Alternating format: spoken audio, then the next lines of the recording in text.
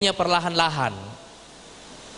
Itu sebabnya orang Aceh merasa tidak pernah dijajah 350 tahun, karena Aceh baru benar-benar takluk kepada Belanda pada akhirnya itu pada tahun 1935. Jadi dalam sejarah yang panjang ini, dalam perjalanan sejarah yang panjang ini, kita akhirnya sadar bahwa penjajahan ini tidak bisa dihadapi oleh bangsa Indonesia jika struktur sosialnya masih seperti yang ada dan struktur politiknya masih seperti yang ada. Karena itu kita perlu satu modus eksistensi baru. Kita perlu satu wujud baru. Kita perlu satu nama baru. Dan untuk bisa melakukan itu, yang harus kita lakukan adalah melebur etnis-etnis kecil ini, ke dalam satu ikatan yang lebih besar yang namanya bangsa. Melebur kerajaan-kerajaan kecil ini ke dalam satu ikatan politik yang lebih besar yang namanya republik. Jadi transformasi penting pada gelombang pertama ini itu adalah transformasi dari etnis menjadi bangsa, transformasi dari kerajaan menjadi republik. Nah, apa yang membuat itu semuanya mungkin adalah karena pada waktu proses ini terjadi, kerajaan-kerajaan yang ada di Indonesia ini adalah kerajaan Islam. Dan Islam sudah menjadi agama mayoritas di Indonesia. Oleh karena itu, ikatan-ikatan primordial berupa suku-suku dan etnis yang ada di Indonesia ini bisa dilewati, bisa dilampaui, karena ada satu semangat bersama yang disebar oleh para ulama-ulama kita dahulu yang melampaui ikatan-ikatan primordial ini. Itulah sebabnya raja-raja ini dengan sukarela melepas kerajaannya, meleburnya dalam satu ikatan yang lebih besar, dan kita semuanya etnis-etnisnya dengan sukarela melebur menjadi satu dalam satu ikatan yang lebih besar yang namanya bangsa. Sebab kalau kita baca sejarah Indonesia dari abad ke-13 sampai sekarang, bisa dikatakan itu seluruhnya adalah sejarah Islam. Salahnya adalah karena dalam penulisan sejarah di Indonesia kita memisahkan antara sejarah Islam di Indonesia dan sejarah proses kita menjadi sebuah bangsa. Kita memisahkan itu, sehingga kita seringkali tidak menemukan bahwa atau ada usaha untuk menggelapkannya, bahwa ternyata saham para ulama dalam mendirikan Indonesia ini adalah saham yang terbesar.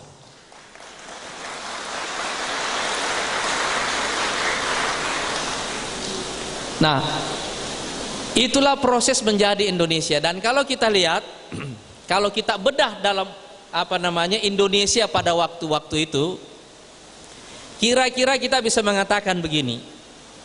Karena kita berjalan dari etnis-etnis kecil masuk ke dalam satu ikatan bangsa yang lebih besar, maka ada transformasi dalam cara kita berpikir, juga ada transformasi dalam budaya dan karakter kita. Perlahan-lahan mulai muncul cara berpikir baru yang saya sebut dengan istilah al-aqlul jama'i atau collective mind. Kita mulai terbiasa berpikir kolektif, berpikir dalam skala bangsa dan bukan dalam skala etnis. Berpikir dalam ikatan yang tidak primordial, berpikir dalam skala yang lebih besar. Itulah sebabnya ketika Bung Karno dulu pertama kali ingin merumuskan dasar negara yang akan merdeka ini, yang dipikirkan oleh Bung Karno adalah setelah etnis-etnis ini menyatu, setelah kerajaan-kerajaan ini menyatu, kita masih punya persoalan lain. Kita ini bukan hanya beragam secara etnis, tapi juga beragam secara agama, beragam juga secara ideologi. Kalau kita ingin mendirikan satu negara untuk semua ideologi itu, kita mesti sepakat kepada satu dasar bersama. Bagaimana caranya menyepakati satu dasar? Apakah kita memilih dari apa yang ada atau mengambil yang terbaik dari apa yang ada? Yang dilakukan oleh Bung Karno itu adalah mengambil yang terbaik dari semua yang ada. Ini yang saya sebut dengan al-aqlul jama'i atau collective mind. Lahirlah Pancasila itu. Sehingga Pancasila itu isinya adalah agama, humanisme, nasionalisme, demokrasi, sosialisme. Ini semua adalah ideologi dan agama besar yang ada di Indonesia ketika itu. Dan Bung Karno menuturkan ini dalam buku Bung Karno Penyambung Lidah Rakyat dengan sangat baik. Nah, sekarang kalau kita lihat, kalau cara berpikir kolektif seperti itu, ini juga akhirnya mempunyai turunan pada karakter dan budaya kita. Karakter utama dan budaya utama kita sebagai bangsa itu adalah gotong royong dan solidaritas. Karena ini satu paket. Berpikirnya kolektif, karakternya solidaritas dan gotong royong.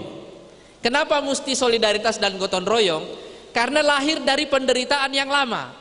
Etnis kecil ini tidak bisa melawan penjajah sendirian. Kerajaan-kerajaan kecil ini tidak bisa melawan penjajah sendirian. Jadi kalau mereka tidak menyatu, mereka semua akan hilang dari peta. Hanya ada satu cara bagi mereka untuk eksis, yaitu mereka menyatu dan melebur. Itulah akar dari solidaritas, akar dari akar dari sifat gotong royong pada bangsa Indonesia itu. Nah, sekarang coba kita lihat pada simbol-simbol budayanya. Misalnya pakaian itu.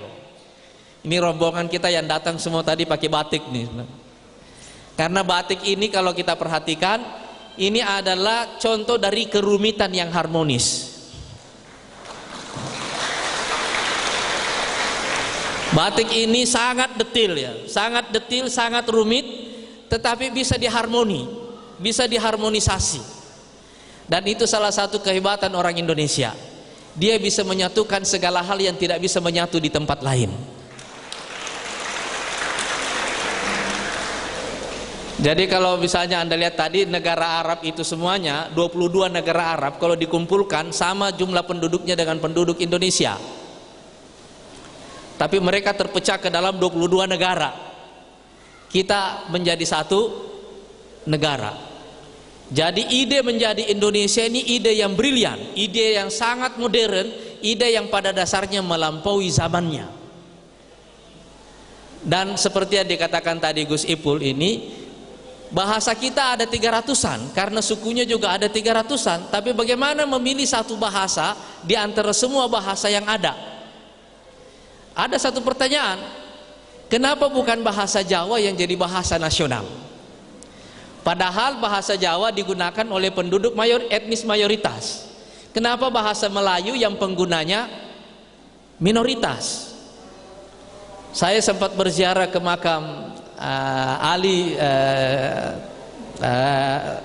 Raja Ali Haji itu, di Kepri ya, Bapak bahasa Melayu. Ini kenapa bahasa Melayu yang jadi bahasa nasional? Salah satu sebabnya adalah karena bahasa Melayu ini struktur dan tata bahasanya, nahwu sarafnya itu sederhana. Sederhana. Contohnya misalnya, tidak ada konsep waktu dalam bahasa Melayu. Kalau bahasa Arab kan ada konsep waktunya. Kata kerjanya itu dibagi dua, fi'il madhi dan fi'il mudhari'. Kalau yang lil mustaqbal untuk yang akan datang itu dimasukkan ke fi'il mudhari'. Iya kan? Tapi kalau kita belajar bahasa Inggris, tensisnya ada 16. Jauh lebih rumit. Dalam bahasa Indonesia waktunya berubah-ubah tapi kata kerjanya tidak berubah. Iya kan? Kalau kita mengatakan dalam bahasa Arab akala ya'kulu, dia berubah kata kerjanya untuk menunjukkan waktu. Tapi kalau kita bilang makan,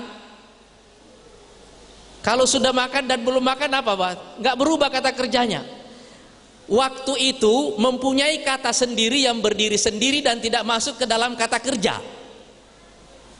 Jadi kalau kita mau mengatakan kata kerja masa lampau, kita bilang sudah. Kalau kata kerja masa kini, kita bilang sedang.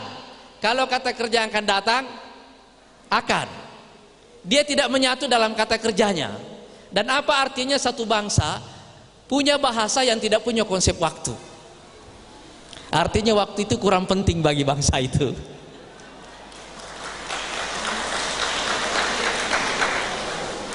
Dan mengapa konsep waktu begitu detil sekali dalam bahasa Inggris? Iya kan? Walaupun pada dasarnya yang mungkin digunakan konsepnya cuma sekitar 4 dari 16 itu yang paling sering digunakan, tapi mereka menunjukkan detail. Itu efek dari salah satu efek dari revolusi sains yang ada di sana, yang punya efek terhadap kehidupan sosial mereka, termasuk ketika mereka masuk ke era industri, di mana waktu itu dihitung jauh lebih ketat. Karena satuan-satuan waktu yang mereka pakai itu menjadi lebih kecil. Jadi Anda bisa melihat salah satu dari ciri peradaban itu adalah konsep mereka tentang waktu. Lihat percakapan sehari-harinya. Kalau mereka menggunakan satuan waktu yang lebih kecil dalam percakapan sehari-hari, artinya itu masyarakat yang produktif. Jadi misalnya kita mau janji ketemu, nanti kita ketemu jam 5.15. Dia mendefinisikan unit waktu terkecil. Tapi kalau kita mau ketemu ya nanti kira-kira kita ketemu jam 5 jam 4 lah gitu kan. Iya kan? Kita lebih longgar. Satuan waktu yang kita pakai lebih besar. Kadang-kadang kita bilang minggu-minggu depan lah. Iya kan? Kita longgar dari sisi itu. Dan itu ada artinya. Itu tipikal masyarakat agraria. Itu tipikal masyarakat agraria yang lebih longgar dari segi waktu, karena waktunya lebih banyak diatur oleh alam. Mereka kerja waktu panen, habis panen agak longgar sedikit. Itu tipikalnya itu. Tapi ini juga menguntungkan kita, karena 300 etnis yang lain dengan mudah bisa mempelajari bahasa Melayu dengan baik. Nah, yang kedua, bahasa Melayu itu tidak punya hierarki. Tidak ada hierarkinya. Dulu Soekarno dipanggil Bung, dan itu artinya ada unsur egalitarianisme di situ. Ada unsur egalitarianisme di situ. Sehingga panggilan Bung itu menunjukkan kedekatan, juga menunjukkan rasa senasib sepenanggungan. Jadi kita menggunakan bahasa ini memanggil seseorang dengan kata Bung, "Hei Bung." Dengan menggunakan kata itu kita menunjukkan kedekatan tuh. Nah, inilah yang menyebabkan bahasa Indonesia ini juga dengan semua kelemahannya sekaligus merupakan kelebihannya, itu mempermudah kita menyatu sebagai sebuah bangsa. Nah, salah satu kelebihan bahasa Indonesia ini, karena kosakatanya sederhana, dia gampang menyerap kosakata dari luar. Salah satu bahasa yang paling banyak diambil oleh bahasa Indonesia itu bahasa Arab. Di bahasa Indonesia tidak kurang dari 2.500 kosakata Arab yang menjadi kosakata bahasa Indonesia. Majelis Permusyawaratan Rakyat, itu semua dari bahasa Arab. Dewan Perwakilan Rakyat, itu semuanya dari bahasa Arab. Karena bahasa ini vocabnya, kosakatanya sedikit, tidak terlalu banyak, jadi dia gampang menyerap tuh. Dan itu ciri, kata salah seorang pengamat, ciri dari bangsa yang dominan air dan tanahnya. Karena sifat laut itu menyerap sekaligus membersihkan. Nah, orang Indonesia paling gampang mengambil ajaran orang, tapi tidak diambil semuanya, diputer-puter,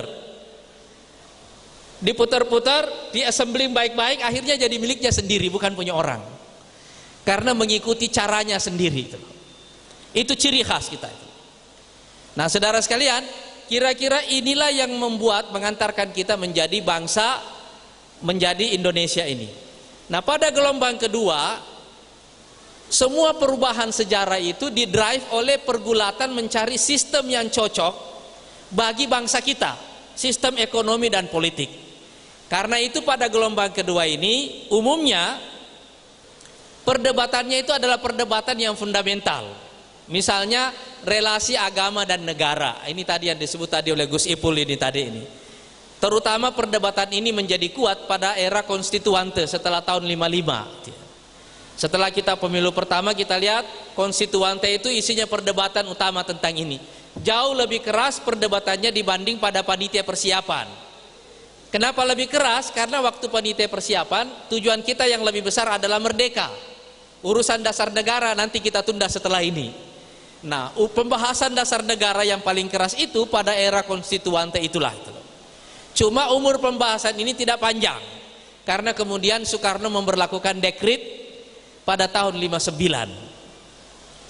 Nah ini karena itu kita melihat dalam sejarah politik kita, hubungan agama dan negara telah mengalami ketegangan terutama pada era Orde Lama dan Orde Baru. Yang kedua, dialektika antara demokrasi dan pembangunan. Demokrasi yang diterapkan pada era Orde Lama, khususnya demokrasi liberal, itu telah menyebabkan terjadinya pergolakan politik, jatuh bangunnya kabinet-kabinet, khususnya pada era demokrasi parlementer. Tiap 6 bulan atau 1 tahun atau 2 tahun paling maksimal umur dari satu kabinet ganti lagi dengan kabinet yang baru. Kita lihat perdebatan-perdebatan ini melahirkan satu tesis baru pada masa Orde Baru. Karena itu Orde Baru lahir seperti antitesis terhadap Orde Lama. Saya suka menggunakan pertentangan antara trisaktinya Bung Karno dengan trilogi pembangunannya Soeharto. Fokus Soekarno adalah politik, fokusnya Soeharto adalah ekonomi. Nah karena itu 50 tahun ini kita menyaksikan 50 tahun Orde Lama dan Orde Baru ini adalah 50 tahun pertarungan antara tesis dan antitesis. Dan dua-dua orde ini berujung darah. Berujung dengan darah.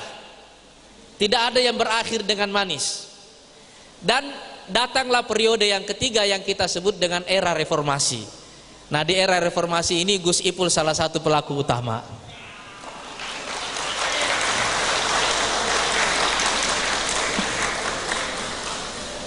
Dan alhamdulillah kita juga bersyukur bahwa kemudian presiden era reformasi itu adalah Gus Dur.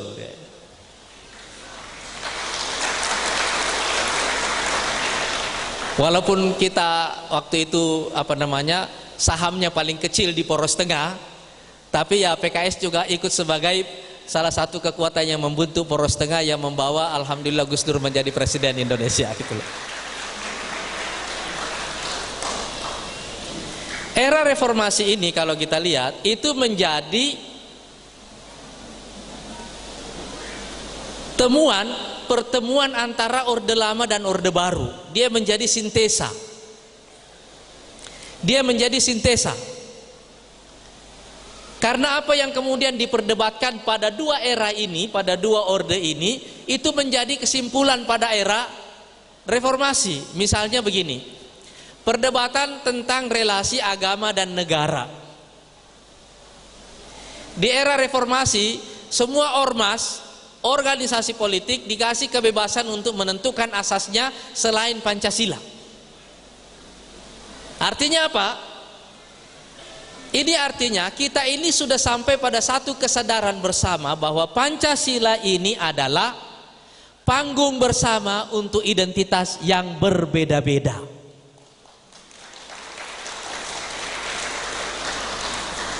Jadi Muhammadiyah, NU tidak harus lagi mengikuti keputusan pada tahun 85 tentang asas tunggal. Kita tidak lagi mempertentangkan Islam dengan Pancasila, sebab dengan menjadi Islami itu tidak berarti kita tidak Pancasilais. Dan sekarang orang-orang yang menyebut diri Pancasilais itu pada bulan Ramadan juga berpuasa, pada hari Jumat pergi sholat Jumat, dan pada musim haji juga pergi haji. Jadi tidak bisa juga kita bilang mereka tidak Islami. Ini artinya apa? Kita mulai sampai pada tingkat kedewasaan yang bagus, di mana apa yang seharusnya membuat kita bersatu memang harus membuat kita bersatu, dan apa yang seharusnya tidak membuat kita berpecah tidak perlu membuat kita menjadi tegang. Nah, yang kedua itu hubungan antara demokrasi dan pembangunan. Salahnya demokrasi pada masa Orde Lama itu adalah karena kita punya kebebasan tapi kita lapar. Apa yang terjadi kalau orang itu sangat bebas bicara tapi lapar? Ya pasti ngomongnya ngaco kan? Itulah yang dimanfaatkan oleh PKI pada waktu itu. Kemiskinan dari bangsa Indonesia ini di tengah kebebasan yang luar biasa, itulah yang dimanfaatkan oleh PKI. yang berujung dengan darah pada tahun 65. Dan saya kira kita perlu memberikan apresiasi kepada pesantren ini, karena pada tahun 65 ini dan seterusnya pesantren Lirboyo ini punya jasa yang sangat besar.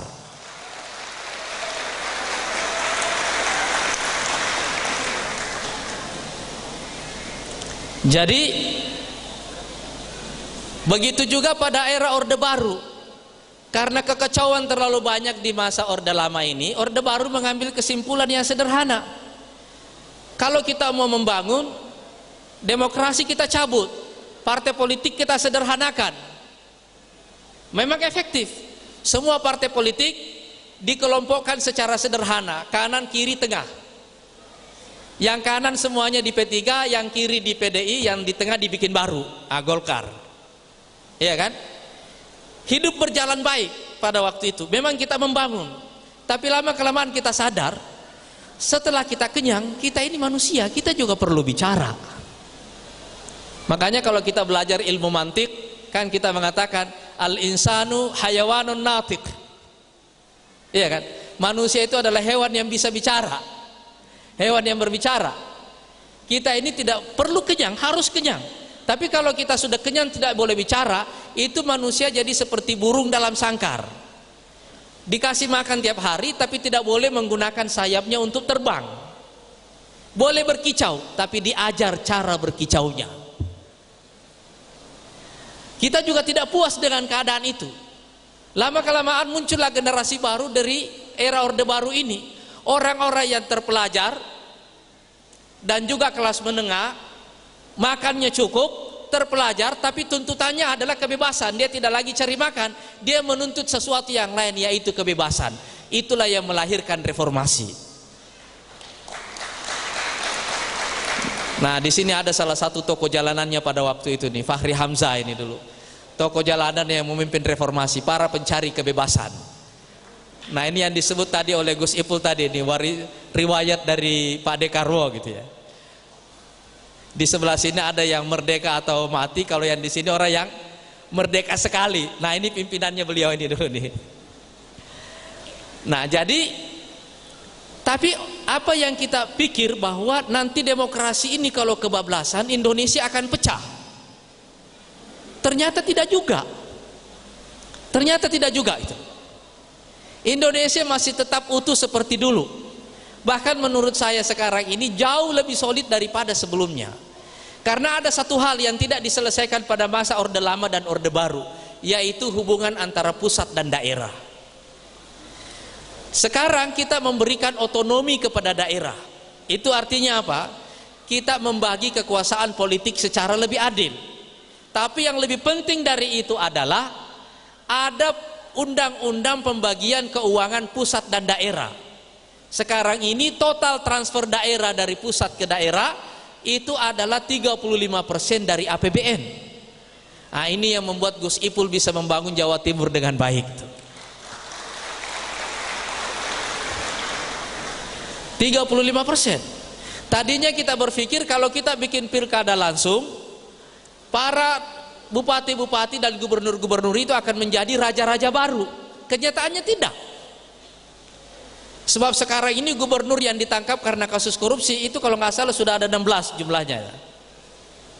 Iya kan? Tidak ada raja-raja baru. Yang terjadi justru kebalikannya. Karena mereka ini dipilih secara langsung, mereka semuanya datang dengan janji. Janjinya muluk-muluk.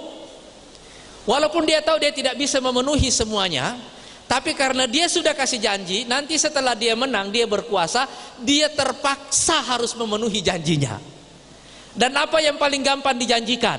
Satu, kesehatan gratis. Yang kedua, sekolah gratis. Itu yang paling gampang dijanjikan. Karena semua bupati menjanjikan sekolah gratis, kesehatan gratis, tanpa sadar sekarang ini sebagian besar orang di Indonesia mulai masuk ke jenjang pendidikan bukan lagi SMP tapi sudah SMA. Artinya apa? Ada akselerasi pembangunan pendidikan di Indonesia yang kita tidak sadari dengan baik. Begitu juga kita melihat sumber utama yang membuat sekarang ini ekonomi Indonesia tetap bertumbuh ketika negara lain mengalami krisis ekonomi. Salah satu sebabnya adalah belanja domestik. Dan salah satu sebab belanja domestik ini sebenarnya adalah transfer daerah ini.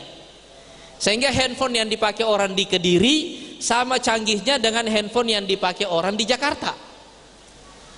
Karena purchasing power masyarakat, daya beli masyarakat itu meningkat karena ada belanja yang ditransfer ke daerah dalam jumlah yang sangat besar.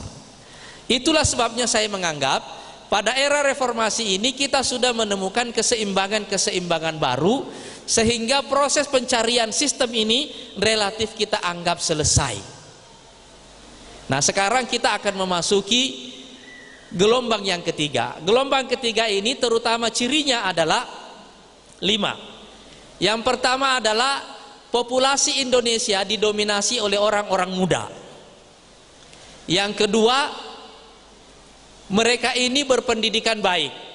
Yang ketiga, mereka berpenghasilan baik. Yang keempat, mereka terkoneksi dengan baik. Indonesia adalah satu negara dengan pengguna internet terbesar di dunia.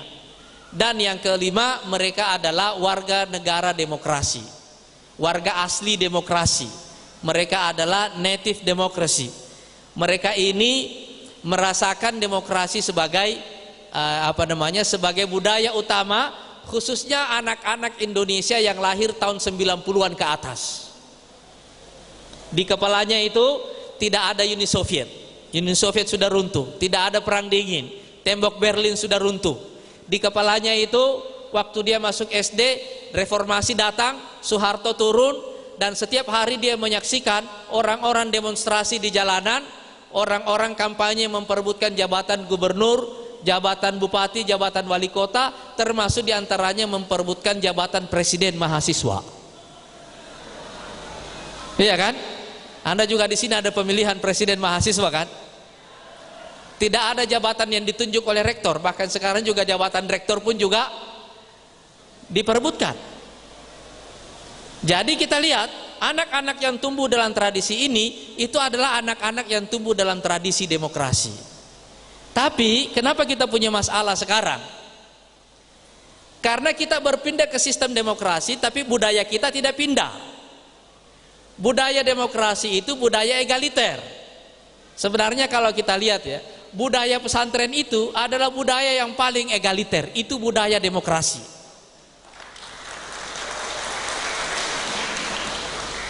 Kita mencium tangan kiai bukan karena kita takut, tapi karena kita cinta.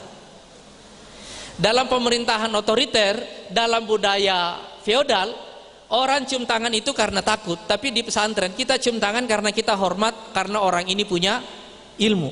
Asas ketaatan kita adalah cinta, bukan karena takut. Tapi di pesantren kita punya tradisi utlubul ilma minal mahdi ilal lahdi. Perhatikan, tradisi ini membuat orang pesantren itu apa? Dia otaknya terbuka, open mind. Dia selalu ingin mempelajari segala hal yang baru. Dan ini yang menjelaskan mengapa ada banyak orang jauh-jauh pergi ke Amerika belajar ilmu politik, pulang ke Indonesia bikin partai, tapi partainya gagal. Ada orang pesantren bikin partai dan sukses, alhamdulillah. Padahal tidak pernah belajar politik di pesantren. Politik itu barang baru. Saya bersyukur karena alhamdulillah saya juga anak pesantren. Saya 6 tahun juga di pesantren. Dan dulu waktu tapi pesantren ini terlalu mewah buat saya gitu. Dulu pesantren saya hutan dulu. Setiap hari kita makan nasi kecap. Dan guru saya dulu menghibur kita dengan cara begini. Tiap hari kalau ada anak-anak yang menangis waktu makan nasi kecap, itu gurunya datang menghibur. Tenang, nasi kecap ini nanti yang akan membuat kamu jadi orang besar.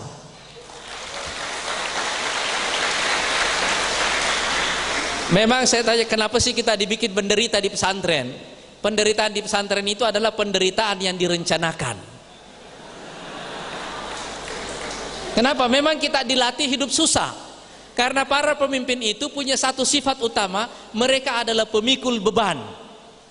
Jadi dia harus terbiasa dari awal memikul beban berat dengan sumber daya paling minimal. Makanya Rasulullah mengatakan tentang pemimpin itu, an-nasu ka'ibili mi'ah, la takadu tajidu minhum rahilah. Manusia itu seperti 100 ekor unta, hampir-hampir kamu tidak temukan di antara mereka satu ekor yang bisa memikul beban dalam waktu yang lama.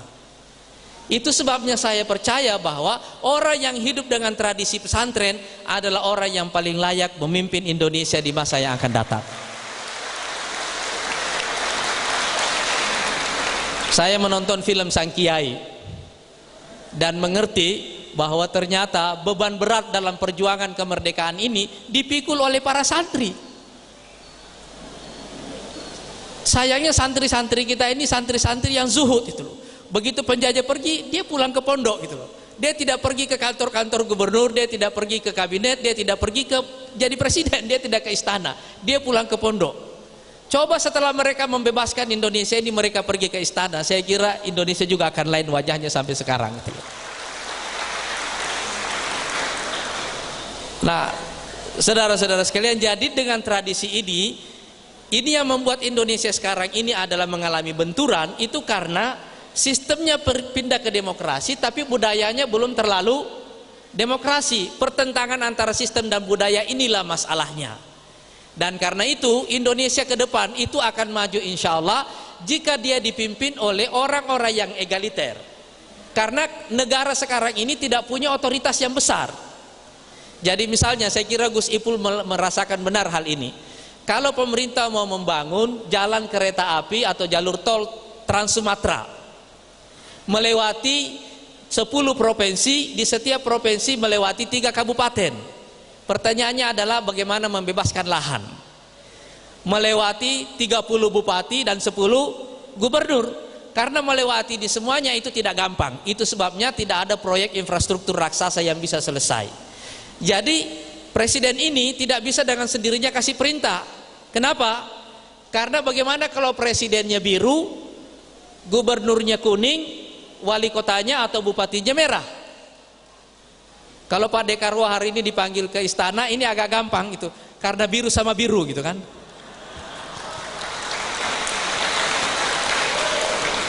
Ini agak gampang dipanggilnya gitu. Jadi semua bisa, yang lain bisa dipendek gitu loh. Ini gampang.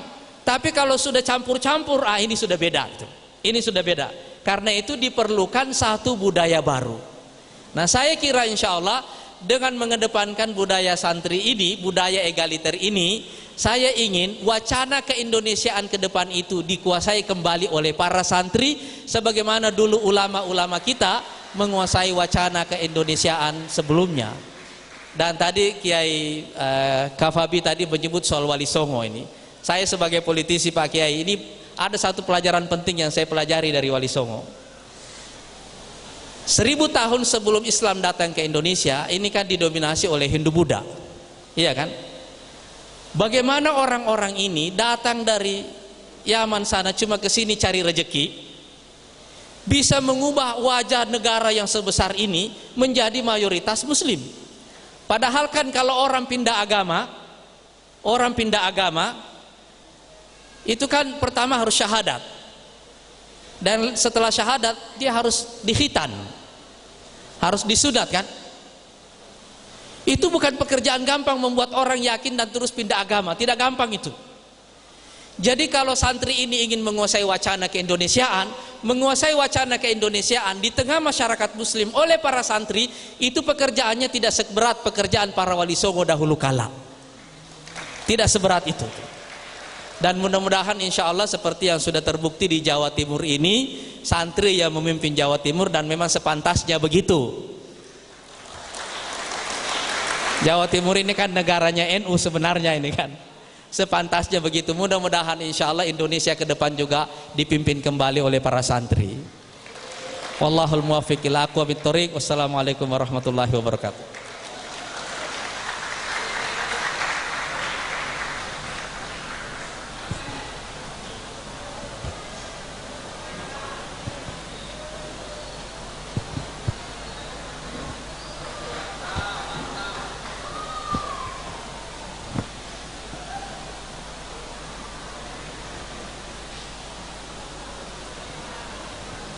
Untuk acara selanjutnya, kami serahkan kepada moderator seminar dan dialog kebangsaan Organisasi Mahasiswa dan Kemahasiswaan Institut Agama Islam Tribakti Kediri.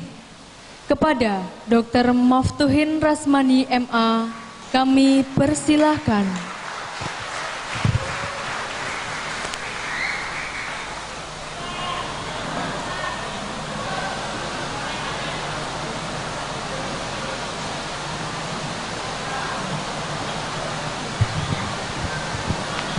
Assalamualaikum warahmatullahi wabarakatuh.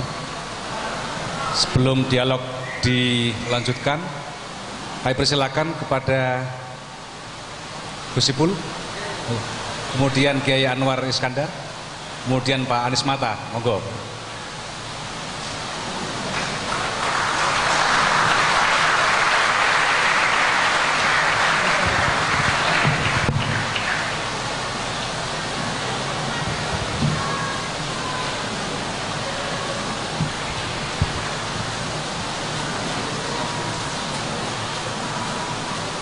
Anwar dulu aja.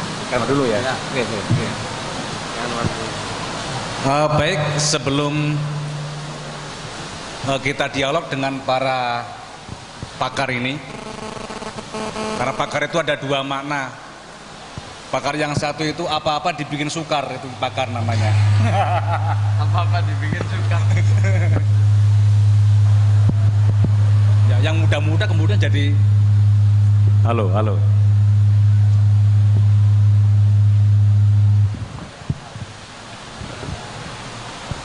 Ya, jadi ada pakar betulan dan ada pakar itu apa-apa dibikin sukar. Yang kedua, pakar itu betul-betul fakar banyak pikirannya. Ya, fakar itu ya. Kalau zakar banyak zakarnya nanti.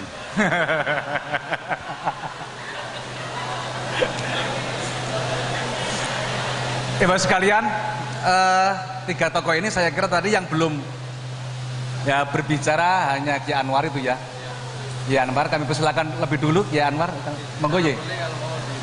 Di atas boleh, di bawah juga boleh ye. Berdiri boleh. Monggo.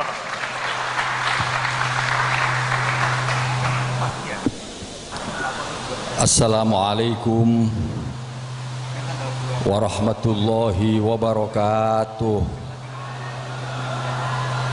Alhamdulillah wassalatu wassalamu ala man la nabiyya ba'dah man istafahu wajtabahu lin nubuwati war risalah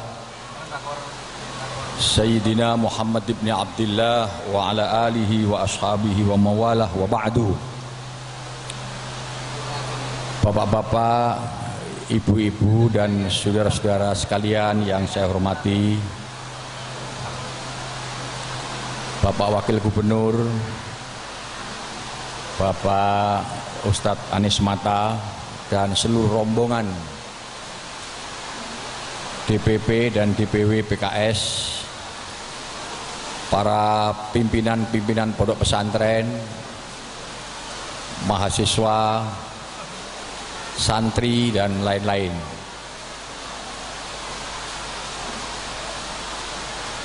Alhamdulillah, hari ini kita menyaksikan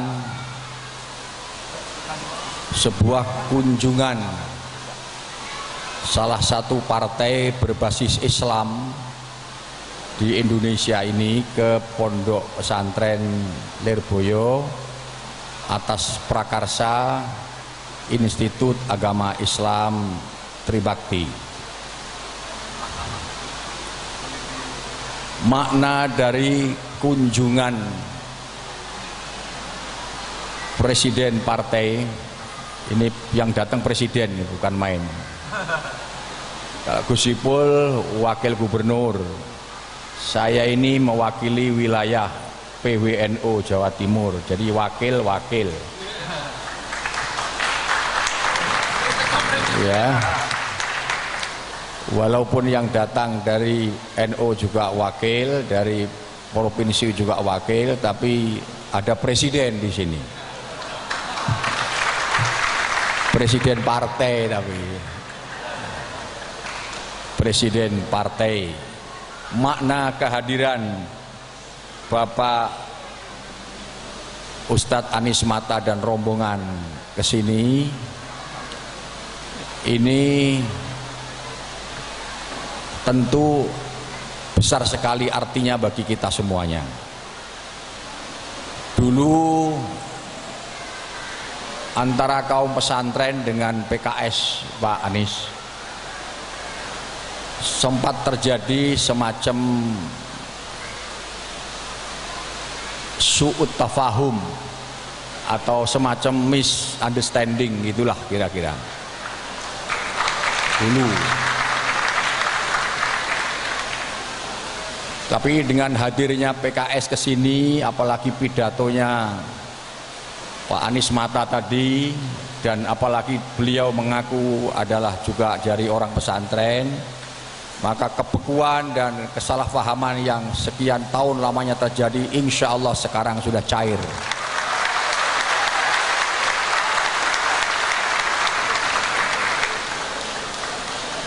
Kalau DPP-nya sudah ke pesantren, DPW juga pesantren, DPC-nya belum pernah, Pak.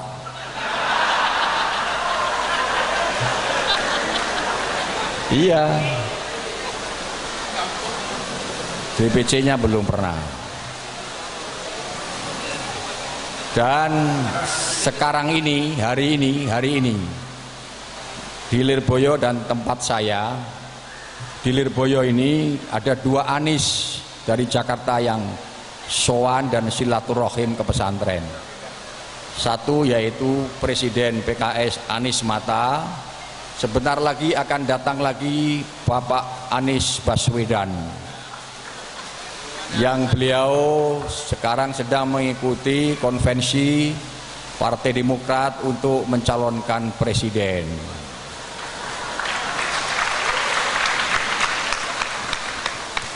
Kemarin lusa Pak Mahfud MD juga ke sini.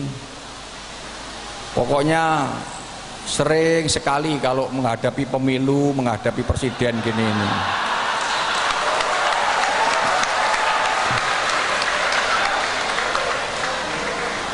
Aku jangan gumun aku.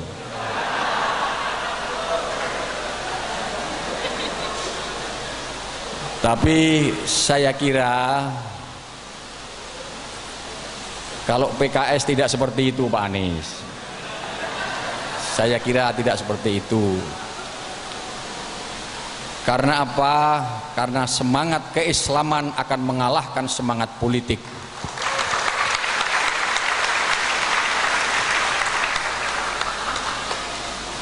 Dan perlu saya kenalkan, Pondok Lirboyo ini termasuk pondok yang tua, Pak. Bahkan lebih tua dari usia Republik Indonesia ini. Negara ini belum berdiri, pesantren ini sudah berdiri. Sudah berdiri. Santrinya lebih dari 10.000 dan alumninya sudah banyak sekali yang bertebaran di seluruh Indonesia. Termasuk Ketua Umum PBNU sekarang adalah santri Lirboyo asli.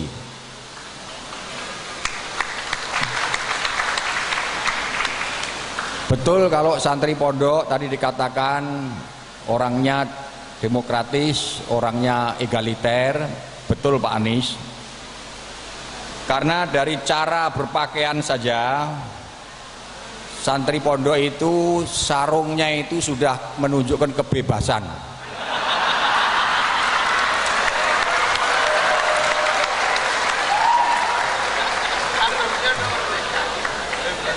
Jadi orang sarungan itu lain dengan orang pakai celana. Selain memberi kebebasan yang ada di dalam,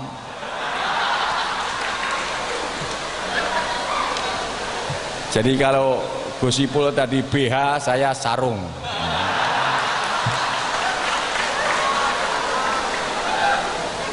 Selain memberi kebebasan, sarung itu juga praktis.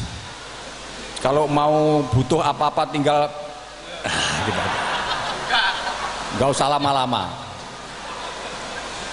Selain demokratis, praktis juga ISIS.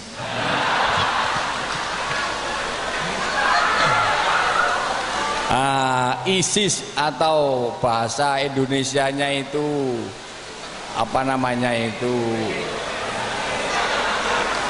ya, itu penting di suasana sekarang ini, penting suasana yang ISIS, suasana yang damai, suasana yang tentrem. Seperti sekarang ini ada rasanya, ada rasa damai begitu di antara kita. Pesantren itu, PKS itu di mata pesantren masih asing, tapi dengan kehadiran ini rasanya sekarang sudah damai sekali. Beginilah cara Rasulullah dulu memanage perbedaan di antara umat Islam. Jujur saja, ada sahabat muhajir yang datang dari Mekah dan lain-lain, dan ada sahabat muhajir, sahabat Ansor. Tetapi demikian baiknya Rasulullah Shallallahu Alaihi Wasallam itu mengeratkan kedua perbedaan organisasi ini, sampai Quran itu mengatakan wa yu'thiruna ala anfusihim walau kana bihim khasasah. Itu pujian Allah, pujian Al-Qur'anul Karim terhadap kesanggupan orang-orang Islam zaman dahulu, walaupun disekat oleh sebuah nama yang namanya Ansor dan Muhajir, tetapi semangat ukhuwah, semangat keislaman membuat mereka itu bagaikan saudara sendiri. Seperti itu. Bapak-bapak dan ibu-ibu serta saudara-saudara sekalian,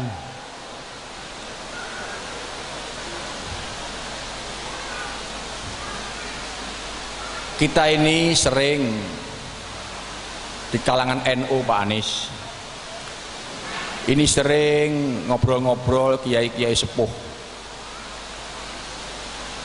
Yang sedang diprihatinkan itu antara lain begini, Pak.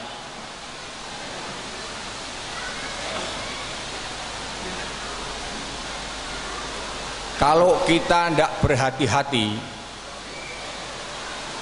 mensikapi dan menghadapi apa yang namanya parliamentary threshold, yang nisabnya itu apa ya, bahasa fikihnya itu nisabnya itu, ambang batas minimalnya itu terus dinaikkan setiap pemilu. Kita khawatir lama-lama partai-partai berbasis Islam atau partai Islam atau kekuatan politik Islam di Indonesia ini tinggal nama saja, tinggal sejarah saja. Karena itu saya kira ini NU melihat kejernihan pikiran para kiai, memandang perlu difikirkan bukan hanya bagaimana 2014, tapi 2019, 2000 sekian, ketika penyederhanaan partai itu sangat drastis, sangat terjadi dengan efektif. Kalau kita nggak waspada, nggak hati-hati, di Indonesia ini nanti nggak ada lagi apa yang namanya PKS, nggak ada lagi apa namanya P3, nggak ada lagi namanya PAN, nggak ada lagi namanya PKB. Dan itu dilarang oleh Islam. Keberadaan partai berbasis Islam itu di negara seperti ini fardu kifayah, Pak. Fardu kifayah. Kalau sampai nggak ada, bisa dosa semua kita. Karena itu dibutuhkan kelegowoan bersama, pikiran yang jauh, narasinya itu bukan narasi jangka pendek, tapi narasi sekian ratus, sekian puluh tahun yang akan datang itu seperti apa. Dibutuhkan wasi'a sadri, jembaring dodo, dibutuhkan kesanggupan untuk menekan sedemikian rupa namanya egosentris.